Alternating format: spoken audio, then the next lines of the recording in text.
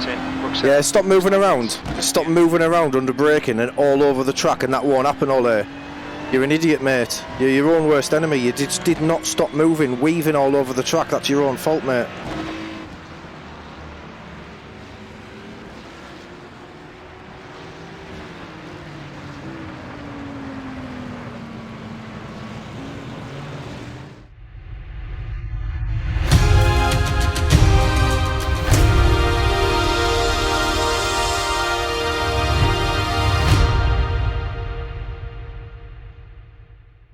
Right, welcome along, guys. Cheers for tuning in. So, another race from the weekly race challenge at Spa in the GT3s. And as you can see from the intro of this one, there is a little bit of beef. Now, it's a difficult one, this, because I was a little bit entitled at the early stages of this race. I'll hold my hands up and admit that straight away. We lost time. I'd spent most of this week fighting with these guys up at the front end, fighting for podiums, and in this race we got mugged off a little bit at the start, which is just the way it goes sometimes with racing.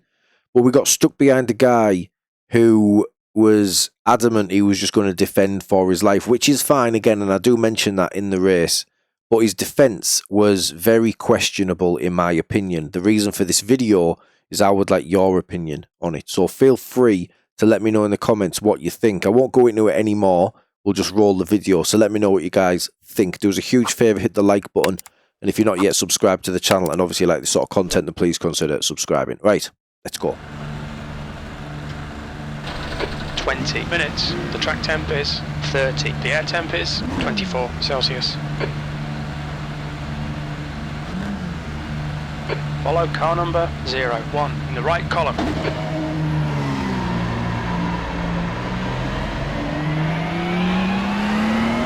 Right, for the first time this week, there's going to be a challenge for P1. Mark and Arun, both super quick, untouchable in the races that I've shared with them. Myself, Sven and Sylvan, very evenly matched, so that'll be a good fight, hopefully. Arun was kind enough to share a setup with me in practice. I've not had the legs to challenge Sven on the straights. I'm a little bit quicker through the twisty stuff normally, but he's super quick down the straights. So we'll see. First time using this set, we might be all right, Duncan. Nice and a little off pace at first. Mugged off there. 20 minutes remaining. You've got 20 minutes. We're actually 3 wide here.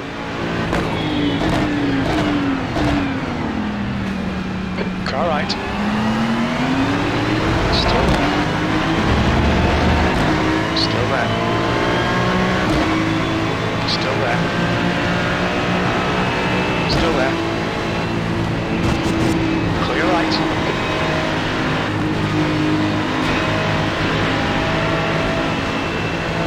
Car right.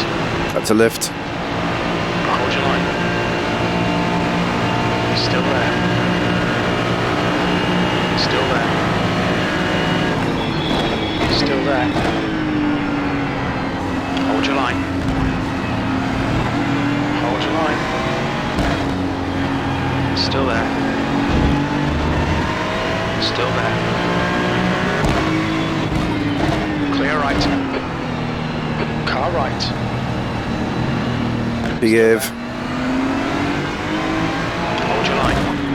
Clear right.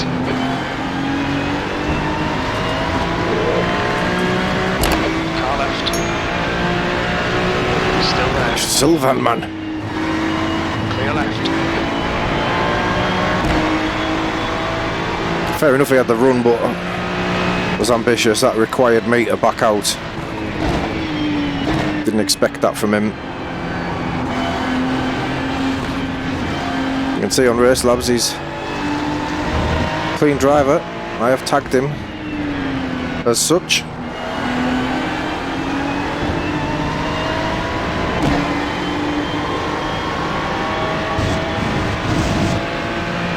But yeah, side by side with the Mercedes through Eau Rouge has cost us the podium fight, unfortunately.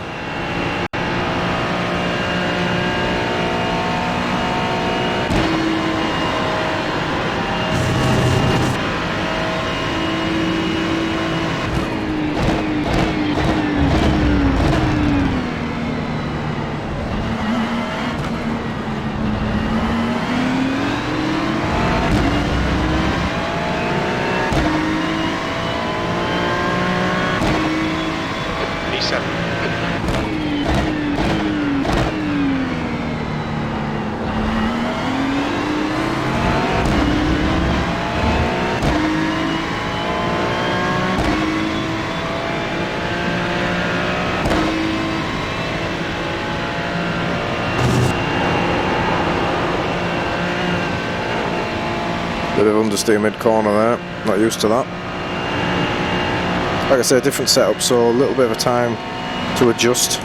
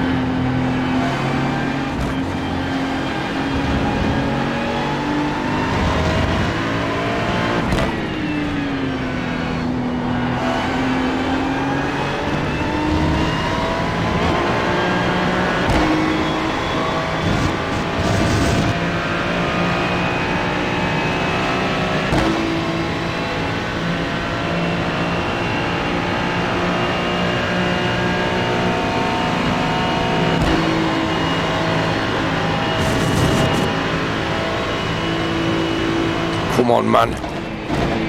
Alright. He's still there.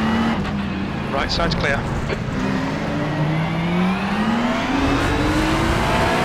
Come on, man, you don't have to fight everything here, we're just losing everyone.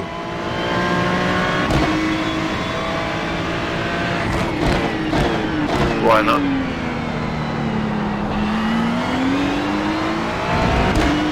Because you're not quick enough?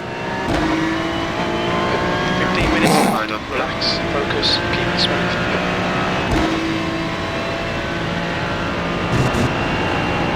Ole, light 19 path for the championship. Continue.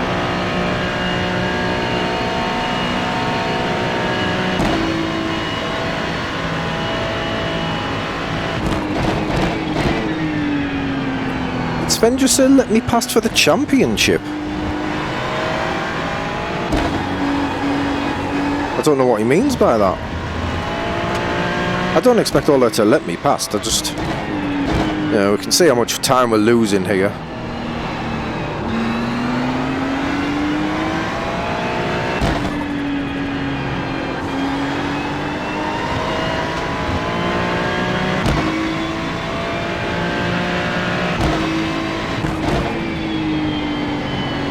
He doesn't have to let me pass. It's a race at the end of the day. I just figured he would see the fact that we've lost the podium through fighting. We're now losing Sylvan through fighting, and I'm happy to be the one to give it up when I'm the slower one, but this guy's just slowing us down.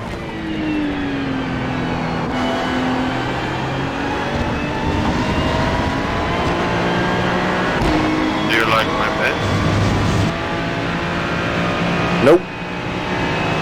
There's got to be a chance here. Keep harrying him.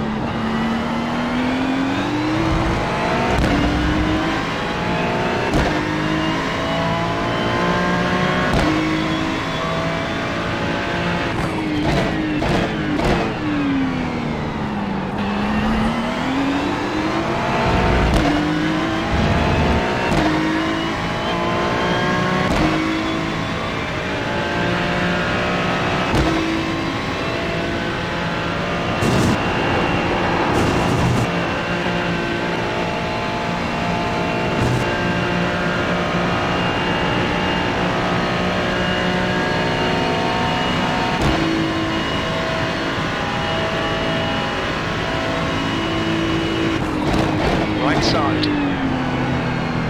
Clear right.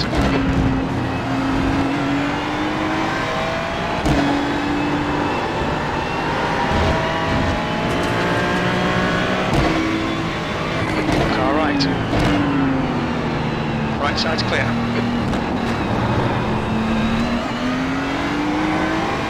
Run out of track limits, keep it between the lines.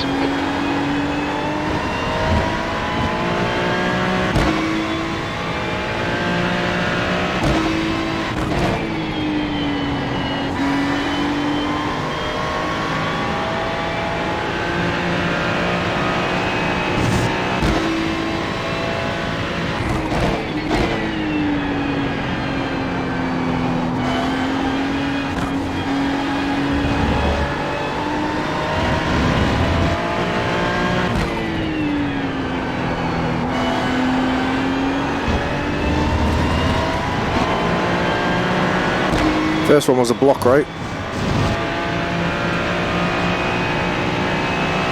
Into the hairpin.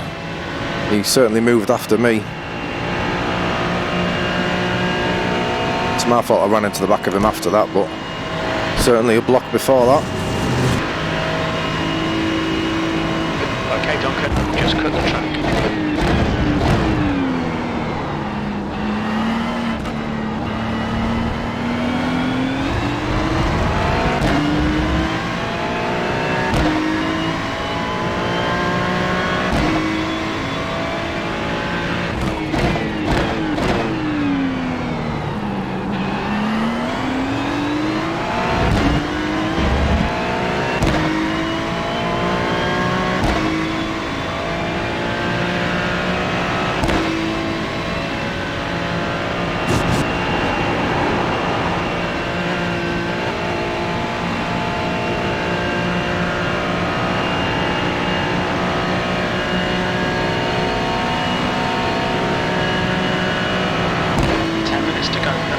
Left, nice and smooth, don't overdrive the car. E7, we're halfway home. We estimate 11 minutes of fuel remaining.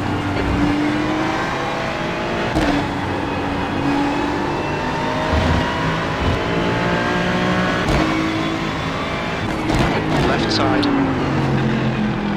Still there. Hold your line. Still there, clear left. The next car is Christian. Power behind is now 1.4.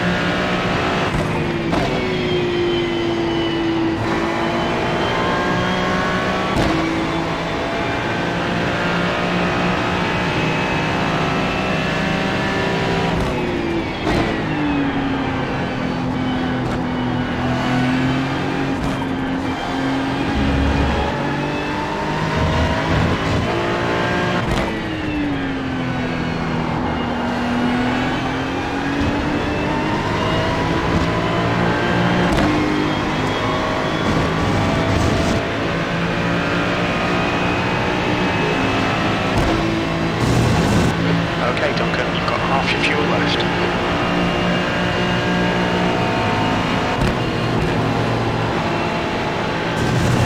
Why don't you move about more?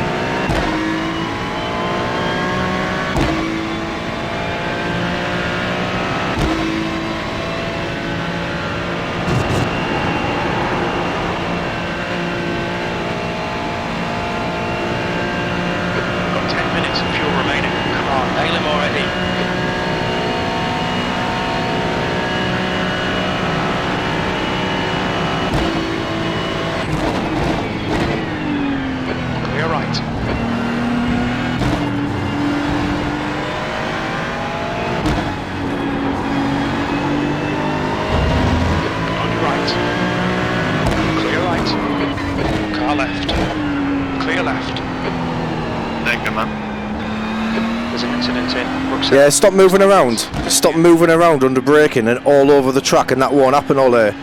You're an idiot, mate. You're your own worst enemy. You did not stop moving, weaving all over the track. That's your own fault, mate.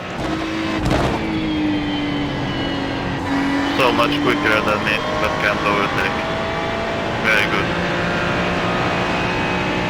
Mate, if you moved once and defended, normally, fairly, then I'd have got past you on the first lap.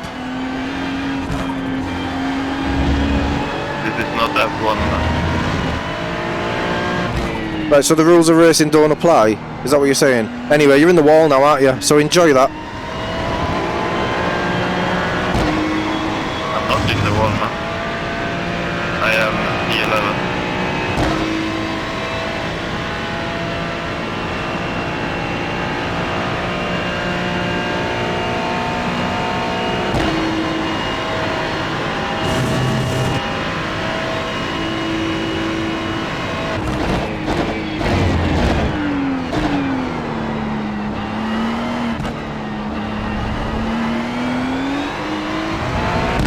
Right. What do we think? Was he defending fairly?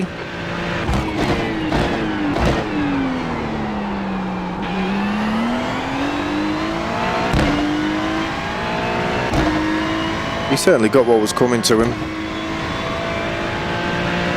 Right, there we go. So Ole ended up in the wall. Now, I made my opinion quite clear. It was his own doing.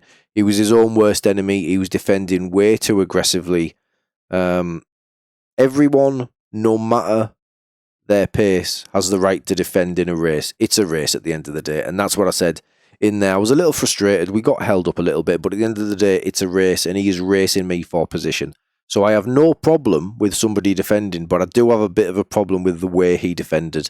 So the incident in question that put him in the wall, I genuinely do feel I have a part to play in that, because once he moved over to defend, he'd blocked a couple of times, and once he'd blocked and I'd then picked my line, he would move back over, sometimes before the braking zone, which makes it very hard to judge. If I'm judging the gap that I've got in front of me and a car moves over onto my line, that makes it very difficult to race somebody like that.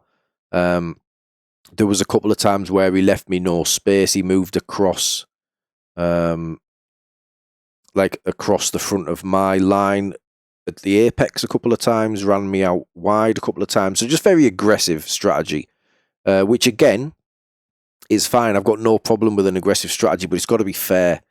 And if it ends up the way it does, you've only got yourself to blame, in my opinion. Now, when he moved over to block, well, actually, I think he just moves over to defend in this one. I don't think it's a block with the incident itself. When he moves over, I move over with him and I keep him pinned, because I don't want him to try and move over. He's defended, he's chose his line, that's his line. I'll move over to mine and we go side by side and we try and go battle it out. Door to door through the corners. However, time and time again, he picked his line and then moved back over to mine to extend the corner, which is just, you just can't do that, in my opinion. So I kept it pinned. I knew I was alongside him. I knew he was going to move back across. And as soon as he moved back across, he turned himself across the front of my bonnet and into the wall. It was inevitable that it was going to happen. I positioned my car there knowing it was going to happen. I'm fine with that decision. Let me know what you guys think. What would you have done?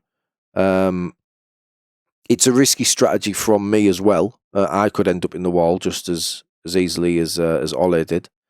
But yeah, there's no hard feelings from my point of view. We discussed it at the end of the race. Sven was in this race as well, was good enough to have a look at it as well, and he felt it was like a racing incident. There was no further investigation there, I suppose. But